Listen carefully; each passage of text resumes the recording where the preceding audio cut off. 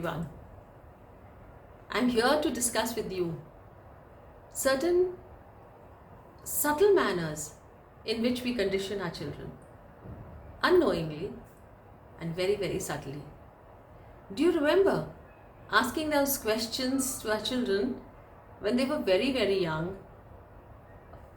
How are plants helpful to us? How are trees helpful to us? And the children gave us those vibrant answers, like 7 to 8 points, how the trees and plants, how they are helpful to us. They gave us oxygen, flowers and fruits, and go on and on and on. And we applauded their effort, and that's where the question answer session ended. Remember? I ask you the same question. Will you give me another answer? I don't think so. Because it's right, trees are helpful to us. Once in grade 2, we asked a different question. We asked the children, what if the trees weren't helpful to us? What if the trees really did not make any difference into the lives of human beings? Should we then cut them? And almost the whole class said, yes ma'am, we can and we must cut them because they are of no use to us. Sounds very simple, but I feel that in a very subtle manner, we sent a message to that young brain. Anything that is not useful to you as a human being, to you as a person, can be omitted, can be neglected.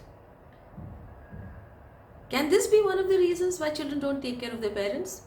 Because the parents are of no use to them after some time when the children have to take care of the parents. I don't know whether this is one of those subtle conditionings that led to this.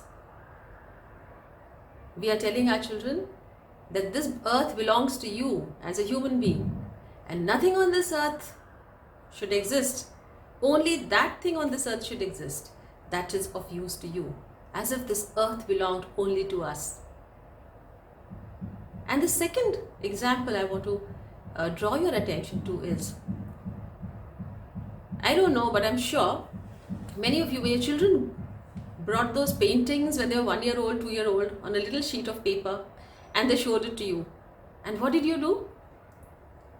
And what did I do when also I was a young mother? Praised it to the sky, put it on the refrigerator, put it on the wall, showed everybody who came to the house, look at this lovely painting my child has made. You must be wondering what's wrong with it. But really, there's really nothing wrong with it. But just pay attention to what I'm trying to say. What if your child brought this painting and you said, wow, what a lovely effort. I love your effort. I love your interest. And I love the fact that you spent so much of time doing it. I really like it. But what if you had used more colors? And can you tell me why did you use this particular black color? Why did you use this color? And what if, if you could do this to the painting, what do you feel about it? And you spent 10 minutes with your child discussing the painting, how the child could have made it slightly better. So what did you do? You told your child that the effort is very important and you've appreciated the effort. So the child doesn't feel neglected, the child doesn't feel bad, the child has already got the appreciation and has understood every time that it is the effort that is more important, not the end result, and that the end result can always become better because we all know everything that we do can be definitely done better. Everything can keep on improving. Such a child, when he or she grows, imagine how happy the child would be, because when told later on in life that this work of yours is not up to the mark, the child doesn't get depressed. The child says, okay, fine, I can improve this. And the child has learned that the effort is more important. The process is more important than the end. What if I had lived my life all the way, not waiting for the result to come and then be happy? And the result really never came, so you were never very happy all the time. Because throughout our life, what are we doing? Our life is a process. Our life is not reaching the goal. That throughout our life is the process of reaching somewhere.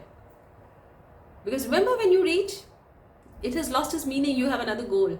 You reach this, lost its meaning, you have another goal. You'll never reach the ultimate goal. So, through subtle ways, let's tell our children right from when they are very, very young that the effort is important. That anything that does not give you happiness or is of no use to you is useless, that is wrong. Everything has its place under the sun. जरा सोच करके देखते हैं इसको. Bye.